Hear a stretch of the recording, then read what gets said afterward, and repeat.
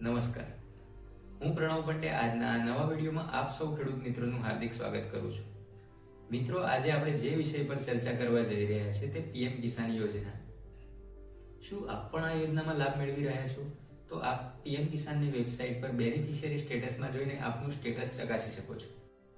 Beneficiary સ્ટેટસમાં આપણને 3 વસ્તુ બતાવશે: એક ઈ-કેવાયસી, બીજું આધાર સીડિંગ અને ત્રીજું લેન્ડ સીડિંગ. જો આ કોઈમાં પણ નો હશે તો આપનો પીએમ કિસાનનો નેક્સ્ટ હપ્તો જમા થશે નહીં.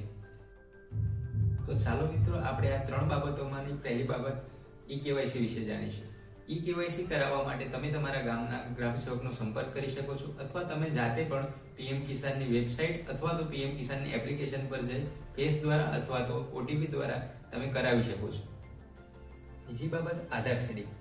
મિત્રો, આધાર સીડિંગ કરાવવા માટે તમે તમારી બેંકનો સંપર્ક કરી ત્યાં જઈને ડીબીટી અનેબલ કરાવી તમે આધાર સીડિંગ કરાવી શકો છો, અથવા તમે આધાર સીડિંગ કરાવવા માટે પોસ્ટમાં જઈને નવું ખાતું ખોલાવી પણ આધાર સીડિંગ કરાવી શકો છો. અને ત્રીજી અને છેલ્લી બાબત લેન્ડ સીડિંગ. જો આપનું લેન્ડ સીડિંગ બાકી હોય તો આપ આપના ગામના ગ્રામ સેવકનો સંપર્ક કરી તેમને આધાર કાર્ડની ઝેરોક્સ, 7/12/8ની નકલ તેમજ હકપત્રક જમા કરાવી તમે તમારું લેન્ડ સીડિંગ કરાવી શકો છો. મિત્રો, વિશેષમાં 20મા હપ્તાથી કેટલાક શંકાસ્પદ કેસો જેવા કે પતિ પત્ની લાભ લેતા હોય અથવા તો કરંટ ઓનર અને પ્રીવિયસ ઓનર બંને લાભ લેતા હોય, આવા કેસોમાં હાલ સ્ટોપ પેમેન્ટ કરવામાં આવેલું છે. તો આપણે પતિ પત્નીના કેસનું જાણી લઈએ. મિત્રો, પતિ પત્ની બંને લાભ લેતા હોય તો હાલ પૂરતા બંનેના પેમેન્ટ સ્ટોપ કરવામાં આવેલા છે.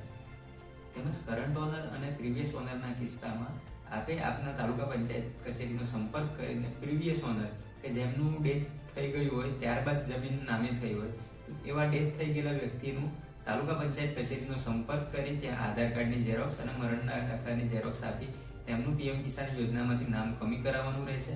ત્યારબાદ જે કરંટ ઓનર છે તો એનું અપડેટ મિસિંગ ડિટેલ્સ નામના ઓપ્શનમાં જઈ એ વ્યક્તિની અરજી અપડેટ કરી તમે એનો હપ્તો ચાલુ કરાવી શકો છો. તો ખેડૂત મિત્રો, આ વિડીયો થકી મેં આપને મૂંઝવતા પ્રશ્નોનો નિકાલ કરવાનો પ્રયત્ન કર્યો છે. જો આપને આ વિડીયો મારો ગમ્યો હોય તો આપ એને લાઈક કરી શકો છો, તેમજ આપણને કોઈ પ્રશ્ન મૂંઝવતા હોય તો તે કોમેન્ટમાં લખી અમને જણાવી શકો છો.